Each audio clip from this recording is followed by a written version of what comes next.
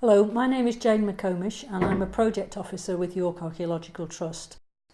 One of the things that I do as part of my job is I record the ceramic building materials that we excavate on our various digs across the city. Ceramic building material is any type of ceramic that has been used on a building. So it's things like bricks, wall tiles, floor tiles, roof tiles, chimney pots, drains, sewers, anything at all that's been on a building. Archaeologists will shorten the name to CBM. So if you hear archaeologists talking about CBM, now you know what it is. I've been recording the CBM in York for about 15 years now, and in that time I've recorded 41 tonnes of brick and tile, and that's approximately 500,000 individual sherds of material. We're very lucky in York in that we have some surviving Roman brickwork that you can go and look at, and this is what's known as the Multangular Tower, which is the corner of the original Roman fortress wall, and this still survives above ground level, and there are bricks built into it. And then we've got brick buildings of every single century from the 15th, 16th, 17th, 18th, 19th and 20th century all around York. So it's an absolutely excellent city to study brick and tile. What we can do now is have a look at some of the key pieces from the teaching collection just to give you an idea of different sorts of brick and tile. So this, for example, is a Roman box flue tile, and this would have been used in a bathhouse. We all have heard about hypercourse, which are the underfloor heating systems that the Romans had, but they also used to send the heat through the walls as well. And this tile is in fact hollow, as you can see, and on two sides it has a vent cut out of it, that side and that side. And the way that this would have worked is you would have lined the room with these tiles. The keyed sides, with these knife-cut keying marks, went against the wall and facing the inside of the room. And on the inside face, you would put plaster, and then you could paint frescoes on it if you wanted to. And these sides here, the vents would butt up against one another, so that the heat would flow up from below the floor and through the walls and give you a really well-heated room. So that's what a box flue tile is. As you can imagine, you don't find many of these intact because they're very vulnerable to breakage. And the reason this one's got the cable ties around it is there are some very nasty cracks in it.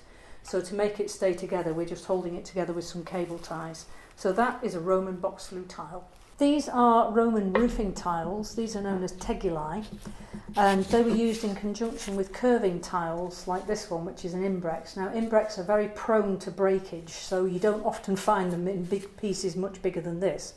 But basically, the tegulae were laid in columns on the roof, and over these flanges here, you would have imbrices. And the imbrices were mortared into place, which is why you can still see surviving mortar on this particular tegula here.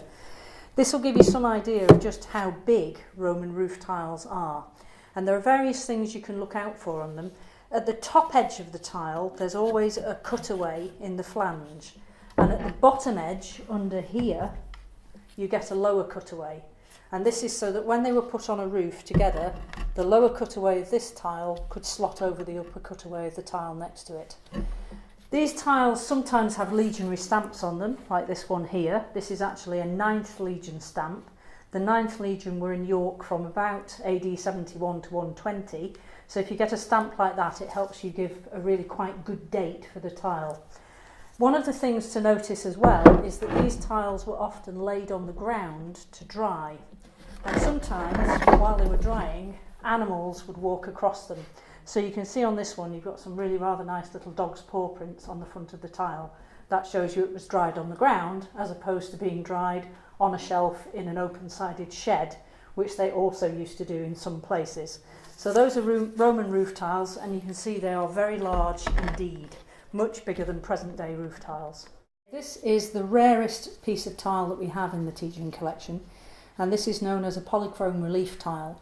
These tiles were made in the Anglo-Saxon period in the last couple of decades before the Norman conquest, and they are incredibly rare. They've only been found at about 7 sites across England.